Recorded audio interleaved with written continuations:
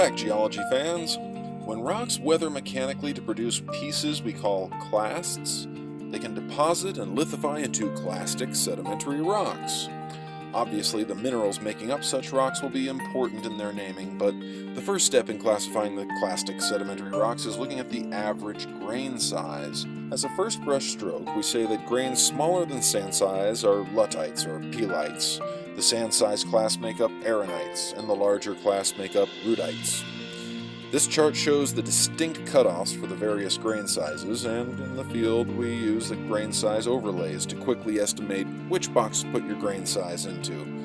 The smallest grains, what most people call mud, is in the clay category and include the smallest undissolved class up to around 4 micrometers, which is 4/1000ths of a millimeter or 4 millionths of a meter.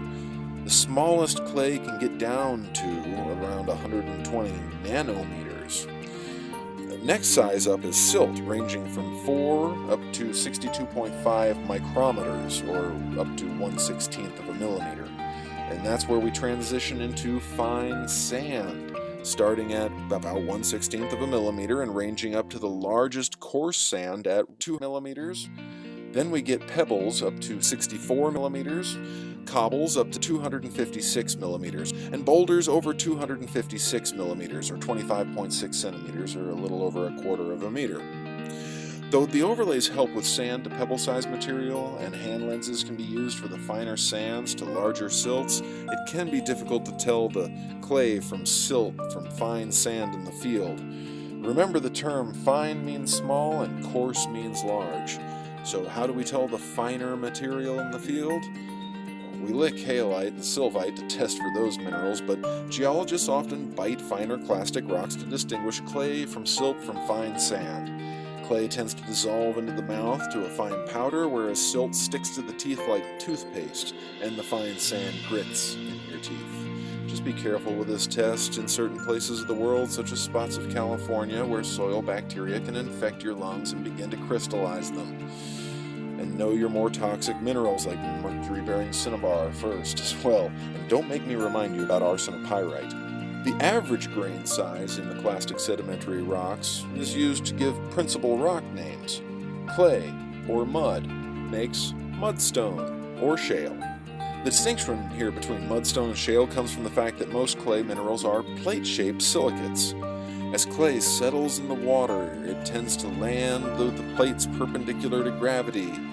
Rock produced thusly has a faint structure to it, the general linear patterns made by the vaguely parallel clay plates, which we call facility, and such a clay rock with facility is called shale.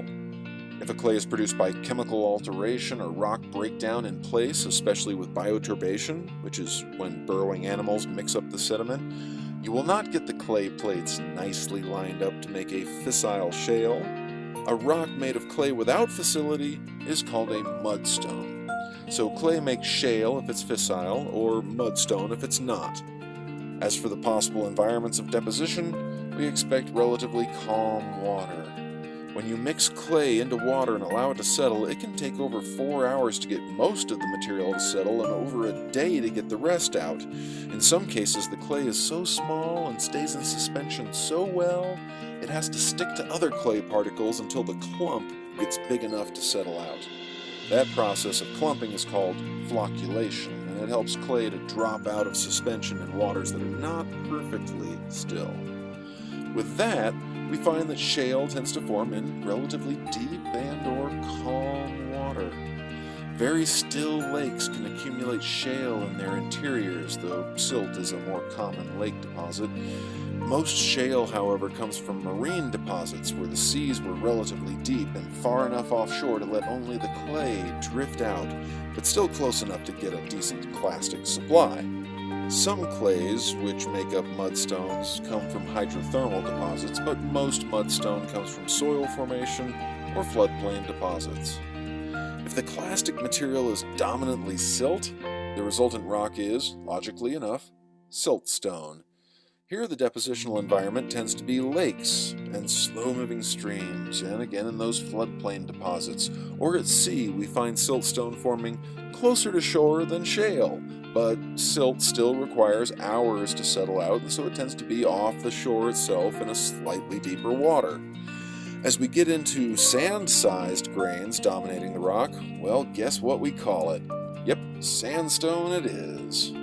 Now, one of the most common mistakes I hear is the use of the term sand to refer to mineralogy, as in the stuff that makes up the beaches is resistant to chemical weathering because it's sand. Well, in that case, the speaker probably means quartz, as most of the sand in the world beaches is indeed made of quartz. But from now on, all you budding geologists should know that sand is a size term, not a mineralogical term. Sand is the grit in your shorts when you go to the beach, play on the desert dunes, or raft down a river, which tells you that we can have a variety of depositional environments for sandstone. Clearly, there is sand at beaches, both at the beach itself and in the dune fields behind the beach. But dunes appear in deserts as well, though we should point out that with enough sand supply, you could bury an area in sand even if it is not completely arid.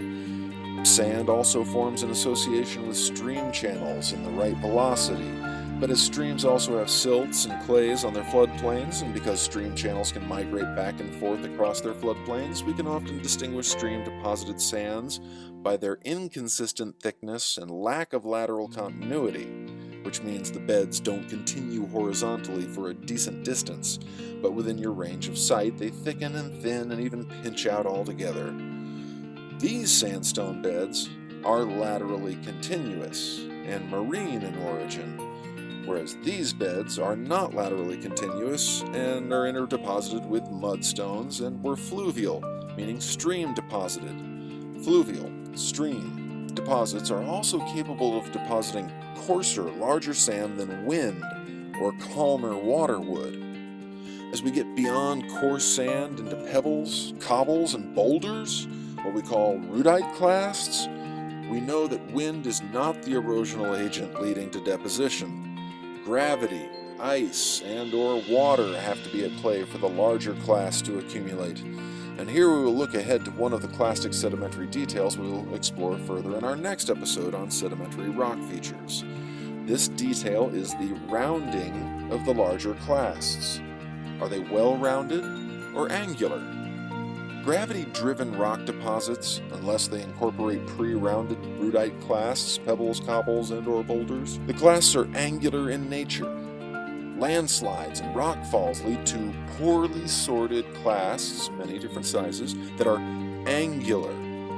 Ice in the form of glaciers has clasts we call sub-rounded to subangular. There are relatively flat faces on the rudite clasts, but very few distinctively angular edges.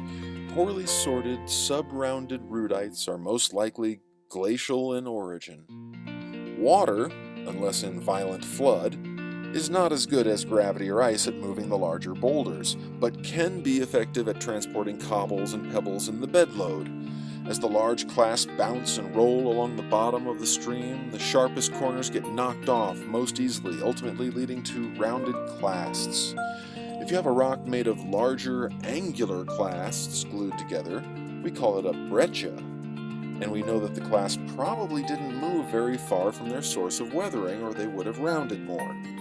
Glacial deposits have a wide range of clast sizes, with the rudite clast being sub-rounded to subangular, and in that case the clast may have moved very far from their source of weathering indeed.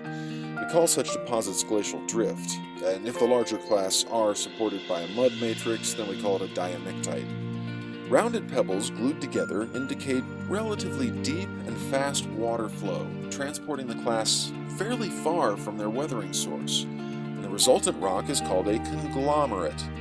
So angular rudite clasts make breccias, glacial deposits make drifts and till and diamictites, and rounded rudite clasts make conglomerates.